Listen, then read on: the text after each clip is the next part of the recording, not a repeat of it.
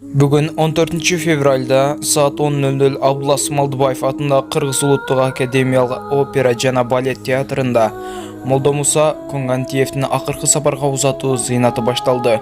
Зыйнатқа bir қатар мамлекеттик кызматкерлер, коомдук ишмерлер, күч түзүмдөрүнүн өкүлдөрү катышууда. Молдомуса Конгантиев 63 жашында мезгилсиз дүйнө салган. Чүй облусунун Аламүдүн районунда турак үйдөн өрт чыгып, bir адам каза болду. Өзгөчө кырдаалдар министрлигинен маалымдашкандай, маркум 36 жашта болгон. Белгилүү болгондой, 5 күнгөй айылында аянты 25 чарчы метр үйдөн bir бөлмөсү күйгөн. Учурда өрттүн себеби такталууда. Өрттүн кесепетинен эске ууланып 1986 жылы туулган Т.Е. аттуу эркек кишинин жансыз денеси табылды. Бүгүн алайда жер титирөө катталды. Бул тууралуу өзгөчө кырдаалдар министрлигинин басма сөз кызматына билдиришти. Маалымат ылайык саат 23:41-де Ош облусунун аймагында очогунда күчү 3,5 балга жеткен жер титирөө катталды.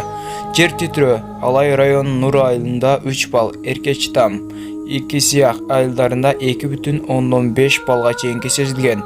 Алдын ала маалымат боюнча жер титирөөдөн жабыркагандар жана кыйроолор катталган жок. Бүгүнкү жаңылыктарыбыз ушулардан кабардар эле. Видеонун алдыйындагы колду басып, подписаться кызыл жазууну басып, жанындагы коңгуроочону да басып, биздин катарга кошулуп коюңуздар.